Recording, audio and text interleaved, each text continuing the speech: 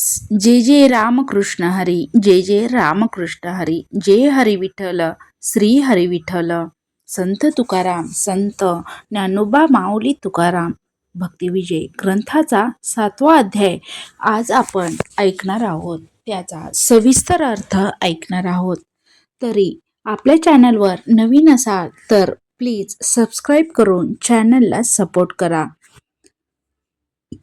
या आधीचेही अध्याय आपल्या चॅनलवर आहेत, तरी प्लेलिस्टमध्ये जाऊन नक्की बघा. तसेच दुसरे ग्रंथही दत्तविजय गुरुचरित्र ग्रंथ, श्री स्वामी समर्थ सारामृत ग्रंथ ह्या ग्रंथाचेही वाचन अर्थ टाकलेले आहेत, तरी नक्की ऐका.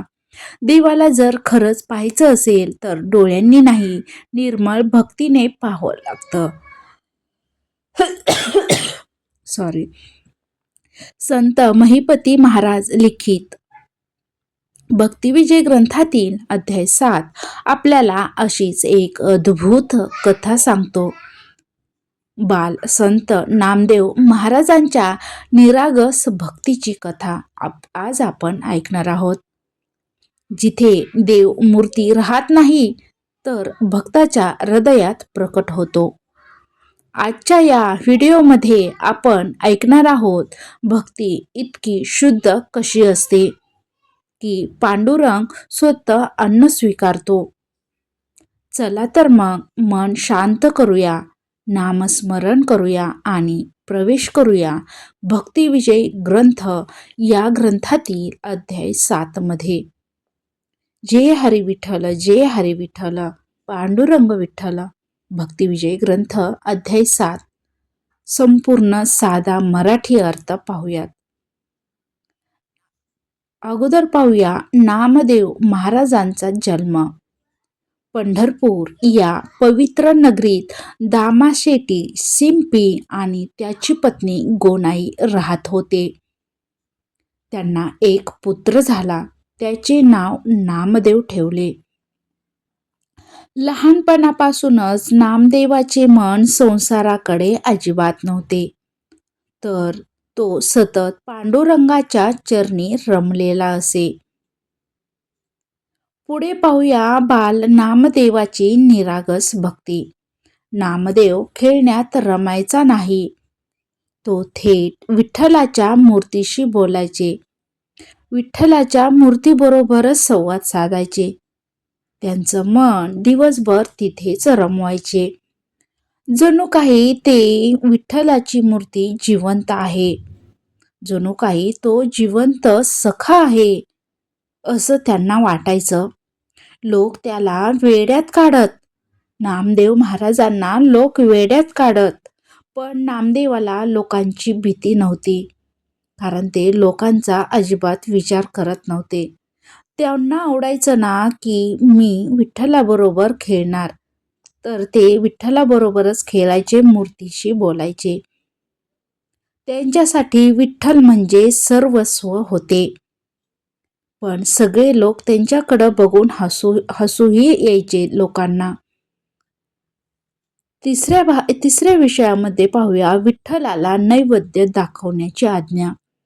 एकदा दामाशेट्टींनी नामदेवाला सांगितलं, आज तू विठ्ठलाला नैवेद्य दाखव. नामदेव आनंदाने मंदिरात गेले. त्याने प्रेमाने अन्न ठेवले आणि म्हणाले, पांडुरंगा, मी आणलेलं जेवण खा. आता पुढे बघूया विठ्ठल अन्न खात नाहीत. मूर्तीच काहीच हल्ली नाही. हे पाहून नामदेव दुःखी झाला. तो रडत म्हणाला, विठ्ठला, तू जेवणार नाहीस तर मीही जेवणार नाही. बाल नामदेव हट्ट करू लागले. त्यांना ते असं वाटायचं की ते जिवंत विठ्ठलच आहेत. विठ्ठलाची मूर्ती म्हणजे जिवंत आहे आणि ते खातील. पण त्यांनी नैवेद्य दाखवला. नामदेवांनी नैवेद्य दाखवला, पण विठ्ठलाने तो अजून खाल्ला नव्हता. ते नामदेव दुःखी झाले आणि म्हणले, तू खाल्लास तर मी जेवणार, तू जेवणार नाहीस तर मीही जेवणार नाही. त्यांची भक्ती इतकी निष्कपट होती की तो रडत रडत तिथेच बसून राहिला. नामदेव तिथेच बसून राहिले.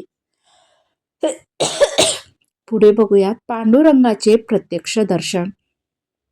नामदेवाच्या अश्रूंनी पांडुरंगही द्रवला. त्यांना माया आली. त्याने प्रत्यक्ष पांडुरंगाने प्रत्यक्ष प्रकट होऊन अन्न स्वीकारले. नामदेव आनंदाने हसले. त्याला हा चमत्कार वाटलाच नाही, कारण तो पहिल्यापासूनच म्हणायचा की हे जिवंत आहेत आणि मी बोलतोय त्यांच्याशी, आणि नामदेवही विठ्ठलाशी बोलत राहायचे, कारण त्यांचा विश्वास पूर्ण होता. पुढच्या भागात पाहूया की दामाशेट्टीची चिंता. हे दृश्य पाहून दामाशेट्टी घाबरले. त्यांना वाटले माझा मुलगा लोकांना वेडा वाटेल. ते नामदेवाला समजावू लागले, पण नामदेव म्हणाला, बाबा, विठ्ठल माझा सखा आहे. तो माझा सर्वस्व आहे. तो माझ्याशी बोलतो. बघा पुढे पाहूयात अध्यायाचा बोध. महिपती महाराज सांगतात, देवाला विधी नकोत. देवाला फक्त आणि फक्त शुद्ध प्रेम हवं असतं. निरागस भक्तीने देवही बांधला जातो. नामदेव महाराजांची ही बालभक्तीच त्यांना महान संत बनवते. म्हणूनच आपण त्यांना संत नामदेव असं म्हणतो.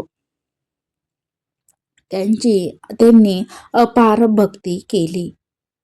पांडुरंगावर, विठ्ठलावर त्यांची अपार श्रद्धा होती.